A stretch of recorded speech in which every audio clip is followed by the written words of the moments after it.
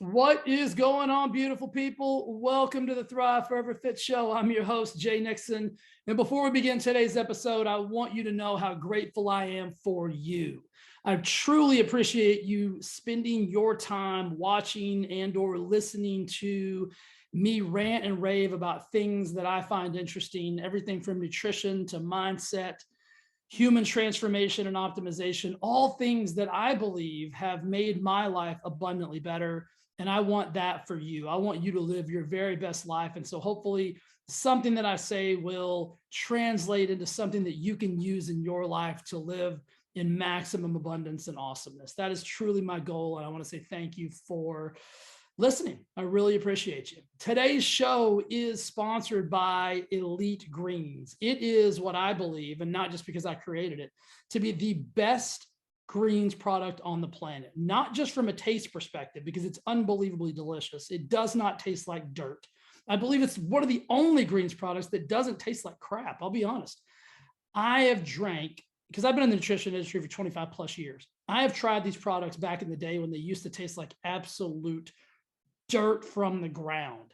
This is 100% delicious, 100% nutritious.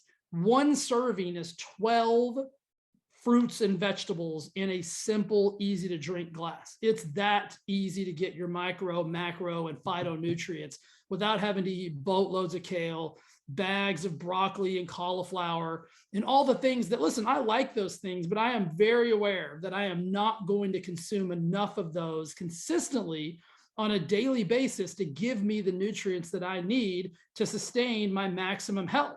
And if you're anything like me, I'm a carnivore. I love protein, protein, protein. I just simply know that I need a supplement like this for nutritional insurance, and you might as well. And if you're like me at all, grab yourself an Elite Greens today. I promise you, you will love it. And if you don't, reach out to me. I'll give you your money back. 100% money back guarantee on all my supplements. That's how much I believe in them and stand behind them. I actually got a really cool note from a new client.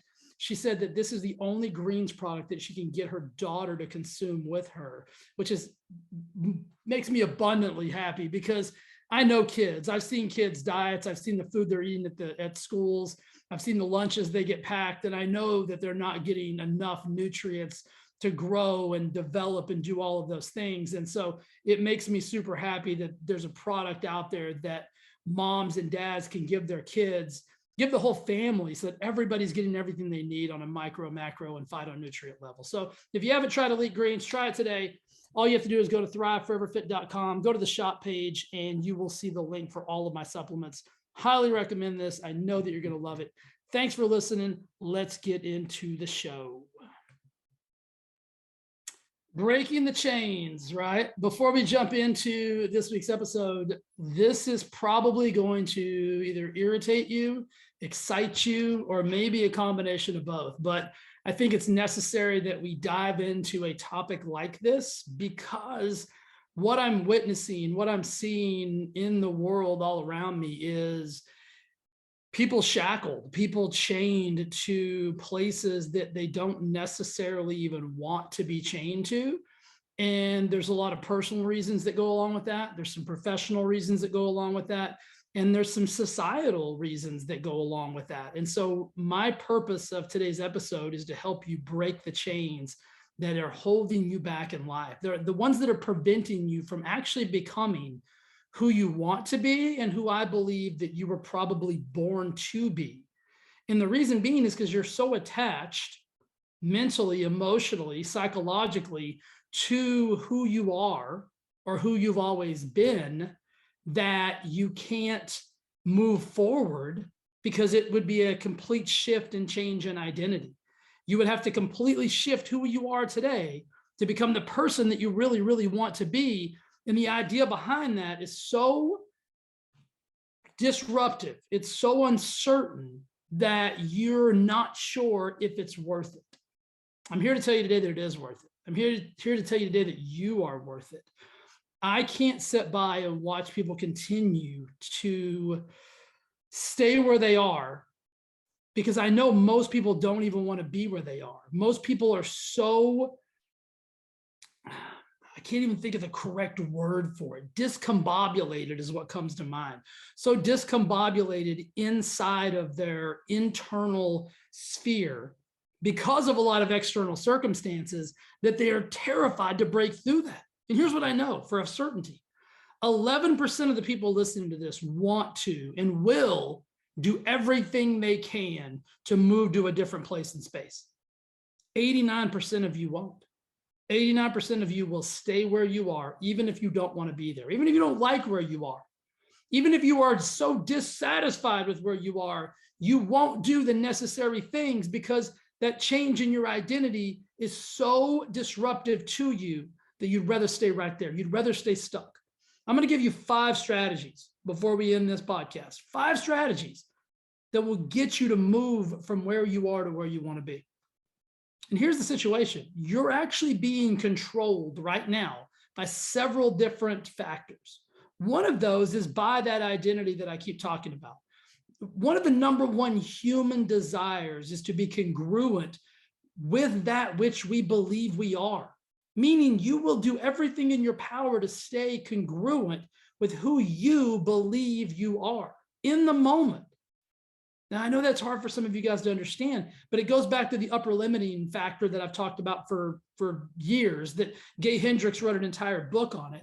That thermostat that we all have, that whatever you believe you are, if you get outside of those parameters, you get outside of that temperature, you will disrupt your own life to get back to that place. You'll do it with relationships. You'll do it with success. You'll do it with money. You'll do it with health and fitness. You'll do it with every aspect of your life.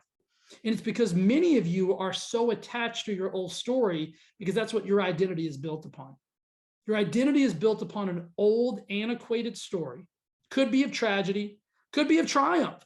Some of you guys are still living back in junior high and high school sports, right? That's not you anymore. Most of you guys are 40, 50 years old. That's not you. Like, you're an adult now. It's time to make some new experiences. It's time to create new trophies in your life. It's time to create new stories of monumental success that don't involve your junior high football team, right? And isn't that where we all are? That's the evolution of life and what you should be. Some of you are held back professionally. Some of you guys are living in careers and jobs that you absolutely hate because somebody else thinks you should be there. Somebody else thinks you should be whatever it is you are. You grew up and mommy and daddy said, you should be a doctor, or you should be an attorney, or you should be a blank. I know so many people, high-level professional people, that cannot stand what they do professionally, but they're terrified to do something else because they would have to become a new version of themselves to move out of that. I lived it, guys. Trust me. I created this story that in order to be successful, I came from this tiny small town. I came up with this story that in order to be successful, I had to wear a suit. I had to have a company car. I had to have a title. I had to have a business card. I had to make 6 figures and work for somebody else and do all these things and be a good boy and all that shit. And it was all BS, and I did it. And I hated it. I couldn't stand it. I'll never forget the day that I left the pharmaceutical world. I remember standing in a hospital thinking, what am I doing? I am peddling drugs that I would never in a million years take myself. I'm peddling pharmaceuticals that I would never in a million years suggest my mother to take. What am I doing? What do you really want to do, man? Like, this can't be your life. This can't be what you're going to do forever. And that was an epiphanal day for me. And no, I didn't stop working in the business that day, but that was an epiphany that I had that translated into me creating this new version of my life where I work in the health and fitness industry, something that's very important and passionate. It's very important to me, and I'm very passionate about it. And I thought that the pharmaceutical world was the piece de resistance, right? Because growing up, it's like you get a company car, you get to, it's a great job, 6 figures, expense account, blah, blah, blah, blah, blah, blah, blah, blah, blah. It was all, listen, it wasn't a bad job, but it wasn't for me. It wasn't who I was supposed to be. I'm living the life now that I was designed to live, the life I was supposed to live. I was the kid that when mom would drive 45 minutes to Abilene, Texas to go shopping at the Mall of Abilene. I would sit in General Nutrition Center and read magazines on bodybuilding and sports supplementation. And I would pick up labels and read vitamin labels. And that was just it fascinated me from the time I was old enough to even know what lifting weights was, or what nutrition was, or supplementation was. I remember I used to spend all my money on like protein and weight gainers and things that creatine and things to make you strong. Like I was fascinated with it. This is what I'm supposed to be doing. This is what my life was meant to be. But I had to break away from that old identity that I convinced myself was what I was supposed to have. And then there's another facet. Some of you guys are being held down by societal pressure. You're being held down. You're being told to stand in line and shut your mouth. And that's hard for some of you guys to hear, but it's true. But we've been trained for that. And I want you to understand, you've been trained for all of this. If you think back to our youth, and listen, I loved going to school. I was actually one of those kids that never wanted to miss a day. Like if I was sick, I didn't tell my mom because I wanted to go to school. I wanted to get the perfect attendance certificate at the end of every year. I didn't want to miss class. I wanted to get all A's. I loved it. I loved education. I still do today. I love to read. I love to expand my mind. I love knowledge. But it's the utilitarian aspect of the academic system that is broken. And I mean it's broken by this standard. You're in a very young transformational age. And I don't know how, I don't have the answers. So I know I have a lot of teachers that listen to me and a lot of people in education. I'm not bashing the system by any means, so please understand that. But I want you to understand that from a programming perspective, and I don't know how else you would do it. As a kid, you go to school, the bell rings, right? You better be in your seat. The bell rings, you better be here. Stand in a straight line, raise your hand.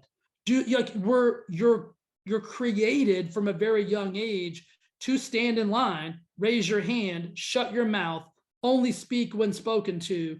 The bell rings, you go here. The bell rings, you go there. You get what I'm saying? So you've been programmed to do this. And as an adult, right, you better be in your cubicle at 8 o'clock. You can clock out at this time. You can go to lunch at this time. And these are systems, guys, that I think we probably have to have. I'm not saying that we don't. But I'm saying for a few of you, it's not working. It's not fulfilling you. Like I knew I was unemployable for a long time, but I didn't know there was any other options. I was always willing to do things that other people that I worked with weren't willing to do. I always wanted to work more. I was the first one in, last one out. And I finally decided if I'm going to be first one in, last one out, why don't I be first one in, last one out of my own business? Why not help more people than my boss tells me I can help? Why not do everybody's job anyway? And get paid for it, get compensated for it. So that's a part of the societal pressure that we're all under now. And now, I mean, if you look at it from and I'm not going to get into the landscape of what's going on with everything in the world that we live in today, because there's camps of this, like it is a disaster. And that in itself is holding you back, because the external forces around you are very domineering and dominant to some of you. And they've terrified you into a place where you just want to put your head down and not make any noise. You just want to stand in line. You don't even really want to raise your hand. Like you want to just be quiet because you've kind of been beaten into submission. But what I want you to do is I want you to listen to this podcast and understand that there's a way out for you. And I'm not saying this has to be a radical shift. I'm a kind of a radical guy. I'm one of those people that once I make a decision, it's done. And I will work with reckless abandon to make that new thing happen. You don't have to be like that. But what you have to be, you have to fall in love with the end result. You have to be so in love with the life that you desire and deserve to live that you will do anything and everything possible to get to that place. And you have to be willing to break away from the identity that you currently have. You have to be willing to transform. And it doesn't mean that old person is wrong. Like, I think that's another thing that we have to get over. Just because you want to be somebody different, you're not, and I would say somebody different. Just because you want to be a new version of yourself doesn't mean the old version of yourself was necessarily bad. It doesn't mean the old version of yourself has to be punished, or the old version of yourself has to be a problem. It's just that you want more. You want to be the part of that 11% that just wants more out of life. Because here's what I want you to understand. The better you are, the better you can be for other people. One of the many reasons that I want to be better is because I know the better I get, the better I can be. And what I mean by that is the better I can help people, the better I can be for people. Like the better my financial resources, the more financially resourceful I can become for other people. Does that make sense? The better my health and fitness, the better I can help other people from a physicality standpoint, from a mental standpoint, from all of those things. The better I show up in society, the better I can make my micro environment. I can make it positive and powerful and impactful. Like, so the better I am, the better I get to be for the world. And so there's no shame in wanting to evolve. There's no shame in wanting personal evolution to become the human that you were born to be. Like, nobody was born to just be simply average. And I know some people that pisses some people off when I say that, because they think, what's wrong with average? I think those definitions are definable by you and by me. For me, an average Jay Nixon is just not enough. I'm not cool with that, because that means I'm not showing up in the world at my maximum capacity of excellence. If your definition of average is okay and you're fine with that, then that's fine with me. But what I want to do is give you permission, which you don't need it from me, to be the best person that you can be, to be the best version of yourself that you can be. And this is holding a lot of people back. Let's take weight loss for an example. Many people are so stuck in their old story that they stay stuck with their weight. Weight loss is 100%. That's an exaggeration. You can't say wild shit like that, Jay, but that is me. Weight loss is 97.49% psychological. At least 90% psychological and 10% mechanical. Everybody that I've ever worked with that has been overweight has been stuck where they are psychologically. And that has impaired them from moving to the place that they desire to be mechanically, meaning the body or the weight or the size or the shape or the whatever it is, that psychological chasm that they live in, the situations, the trauma, the lack of self-belief, all those things are attributing to them staying stuck in that place. Everybody that I've ever met that has a problem with money has blocks and negative connotations around what money really is. They think money is evil. They think money is scarce. They think money is this problematic thing. They think people with money are assholes. They think they've created this illusion around money that has created a delusion for them, and they will stay stuck not having it. I heard something the other day that said, you're going to go through life either way, with or without money. And I can tell you going through it with money will be more enjoyable for you. Because like I said, it gives you the opportunity to do more. It gives you the opportunity to do more for other people.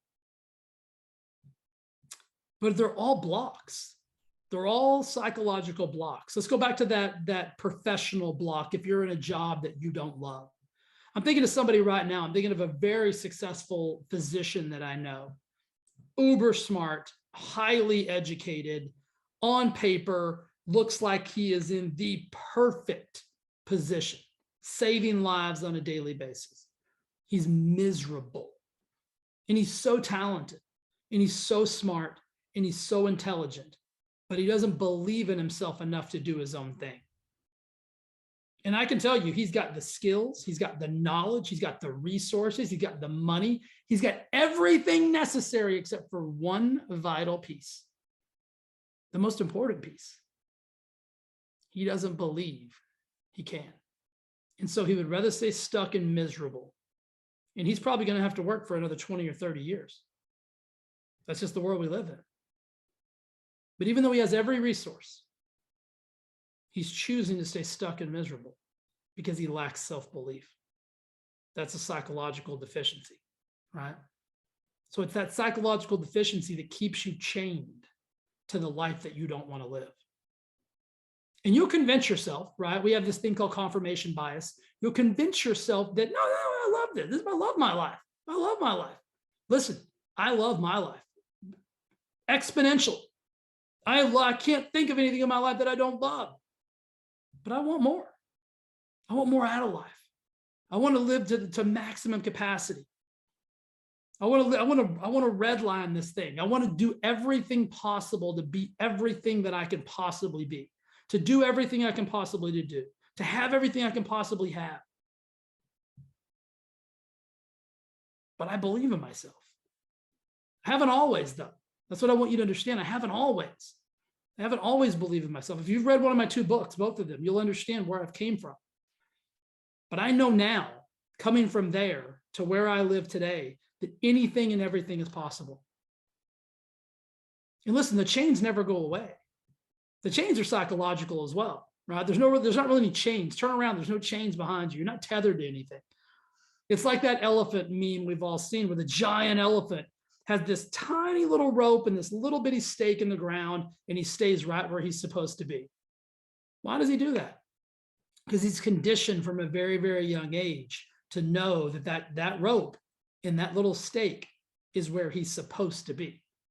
Not because that's where he wants to be, but that's where his owner, his handlers have told him he will be. And the same thing happens to us. We get stuck with that tiny little stake and that tiny little rope, and it becomes the anchor of our life. And it's really self-belief. The most successful people I know are not even necessarily the most talented people I know, but they do have one thing. They do have the highest level of self-belief. They do have the highest level of thinking that they can do anything, they can be anything, they can have anything, as long as they're willing to put in the work. I know people that are like the guy I just told you about, the physician, unbelievably talented, smart, genius level, financially well off, zero self-belief. You want to know which one's living a better life? And I'm speaking from personal experience because I speak to these people. I'm not judging from an outside perspective. These are their words. He's miserable by his own admission. Would you like to know who's living the better life? The people who believe in themselves. Living a much happier life. And some of these people aren't even as financially well off as the guy who doesn't believe in himself. But they're doing their life's work and their life's purpose because they have the self-belief. They're part of the 11%. So what I want you to do is understand that those chains, they're metaphorical. So they never really go away, and you can get anchored at any time, right? But I'm going to give you 5 strategies today, right now. Let's just do it. I've ranted and raved enough. I think you understand what I'm trying to get you to understand and believe. That believe in yourself. Understand that you can be, do, and have anything you want. You become anybody that you want to become. You can become a brand new version of yourself. You can become a better version of yourself. You can call it or label it whatever you want. Those are inconsequential, right? Nothing in this life has meaning until we, the individual, gives it value and or meaning. And so you can give it what value and or meaning you choose to give it. Because if you think about it, you're giving your life value and meaning as we speak. But some of you don't even like where you're at, right? You don't even like the value or meaning that you've assessed to yourself. So there's 5 things that you got to do. If I was you, I'd write these down. Number 1 is you've got to get motivation. Here's what I want you to understand. Motivation is a muscle. Motivation has to be curated. It has to be created. It has to be practiced. It's a daily activity. Motivation isn't something you get and keep forever. Motivation is something that you must practice on a daily basis. And it can come from a laundry list of sources. It can come from listening to other people say inspirational things. It can come from reading books. It can come from being motivational yourself. I gain motivation through motivating others. We can't transfer that onto someone else with that which we do not believe ourselves. I believe in being motivated, and therefore I'm able to motivate others. Make sense? It's something you have to consume. It's something you have to create. It's something you have to cultivate. Watch YouTube videos, read books. Maybe it's music. It's something that gets that energy flowing. All motivation is that little bit of it's the fire that burns inside of you. And you got to get that fire to a bonfire level on a daily basis. And that's why I say it's practice and work, because it doesn't happen naturally. Some days you're going to wake up and that fire is going to almost be out. And the difference in you versus someone else, the difference in you, the version of you that will stay where you are versus the version of you that will go and grow, is what do you do when the fire's almost out? Do you let it burn out and you go through that day miserably? Or do you start pumping it with wood? You start bringing oxygen to it. You start getting as much of the vital nutrients that the fire needs to go and grow. You're going to have to do that daily. Number 2 is momentum. Momentum is the magic multiplier. Momentum will propel you in the face of adversity. But again, momentum is something that you must create. You must make sure that you're consistently magnifying it. And what I mean by that is, one of my mentors gave a great analogy once. And he said, most people coast on the downhill. So what he meant by that is, if you're riding a bicycle and you got to ride uphill, you pedal like hell to get to the top, and then you coast to the bottom. And then guess what? There's another hill. You got to pedal like hell again. And it's in that U shape at the bottom where we lose momentum. So don't stop pedaling. Pedal on the way down. Work with the forces of momentum to create more momentum, and it will propel you up that next hill. That's how you get and keep motivation and momentum, right? Both of those things they go hand in hand. The more motivated you are, the more momentum you'll have the ability to create. Number 3 is mindset, right? The psychology. You have 2 options every day. You can be a victim or you can be a victor. You can choose to lose or you can choose to win. And that's a mindset level thing. And all of these things that I'm going to give you, all these 5 work in unison. Not one is more important than the next. Motivation isn't more important than momentum. Momentum isn't more important than mindset. Mindset's not important than motivation. Mindset is crucial, though. You need to develop a powerful, positive mindset. And the best ways to do that, the best ways to cultivate that, are to make sure that your thoughts, your words, and your actions are that of somebody who is ready and prepared to win. You don't use victim level language. You stop using language that is holding you back. Like, I can't, this is hard, that blah, blah, I never win, blah, blah, blah. You know what that sounds like. And you know it doesn't work. Those are the easiest ways. And then the cultivation of your mindset just explodes and expands as you become the master of your own mindset. So motivation, momentum, mindset. Number 4 is movement, right? Changing your physiology, moving your body. I'm not saying you need to become the CrossFit Games champion.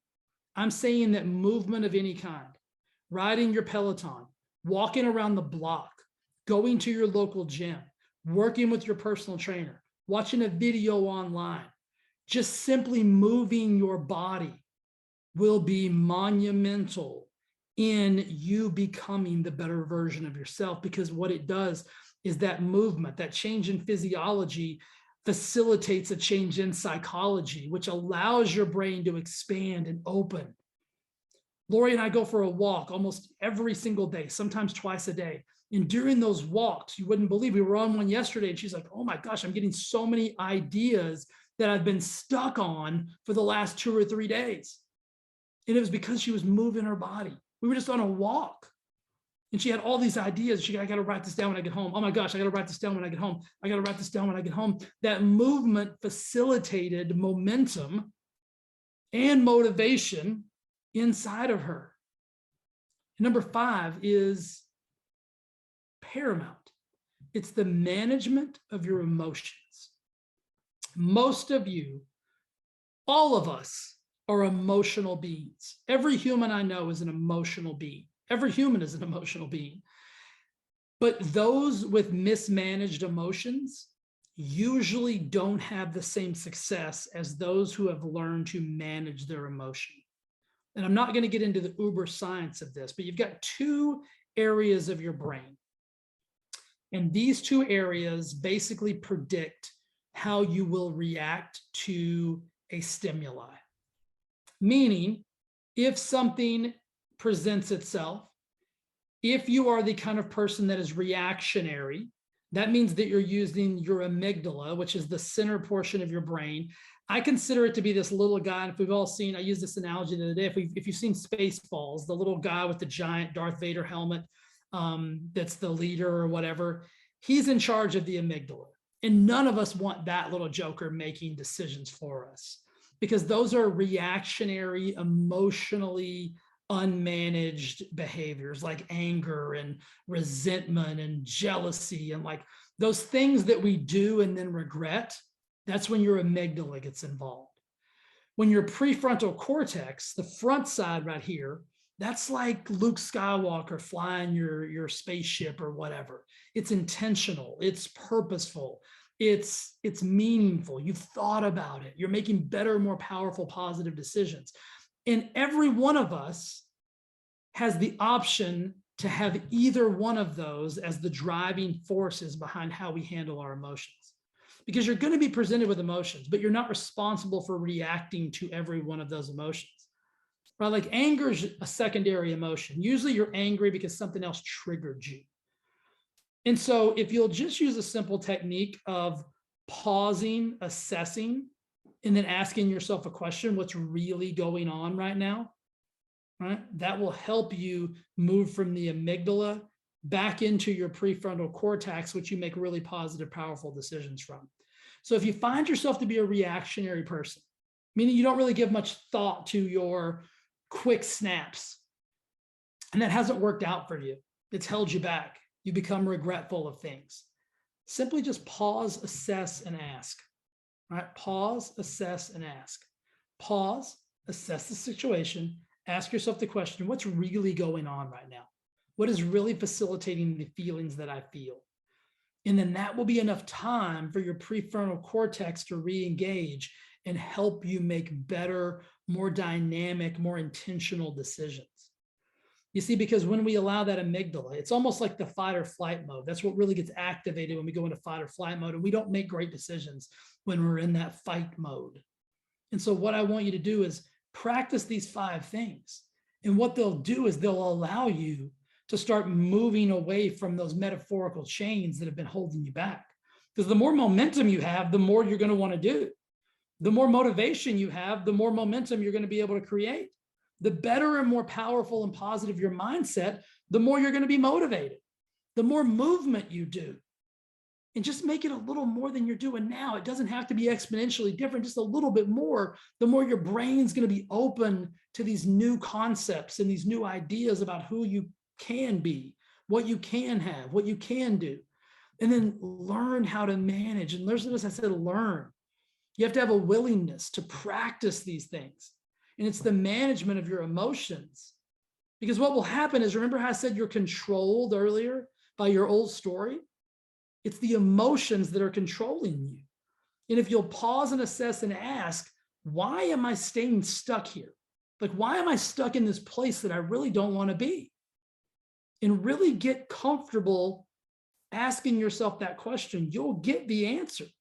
And then the next question is, what is something I need to do? What's one action I need to take that would move me out of this place and into a new place? And I don't even necessarily know that I'm going to love that new place initially, because it's going to be uncomfortable. It's going to be different. It's going to make me feel, oh, this feels bizarre, but it's going to be worth it. And the more you step into that, and the more you believe, right? Because what these 5 things will do is they will reinforce a belief in yourself that you can be, do, and have everything you desire. And you will move away from that metaphorical stake in the ground. And you'll actually start to have new experiences with different emotions, more powerful, positive emotions. And that's gonna facilitate the growth of that belief in yourself that you must have in order to achieve excellence in your life. And I firmly believe that every single one of you was born for excellence, but you have to stop settling for average if you want to get there. It doesn't matter how great you are. It doesn't matter how much you love your life. You can get more out of it. You can do more, be more, have more. And like I said earlier, that allows you to be more for the world, to actually show up as a better version of yourself. And God knows we can all use that right now. What if we were all just showing up exponentially as a little bit better version of ourselves, a little bit better than we were yesterday? And that's the last thing I'll say is there's no competition out there. The only thing standing between you and everything you want is the belief that you can have it, the belief that you deserve it. And then once you have that belief, you'll start taking different actions, and those different actions will facilitate different results. And then once you start to see those different results, you'll start to be more motivated. You'll start to love and cherish momentum. That mindset of yours will become so fortified with victory and winning and knowing that you deserve these things that you'll want to move your body in order to create more of those. And the management of your emotions will become easier and easier and easier the more you practice it. So those 5 things, my friends, will begin the process for you. And then you will stack upon those with a laundry list of other amazing opportunities that will come your way. But you got to start.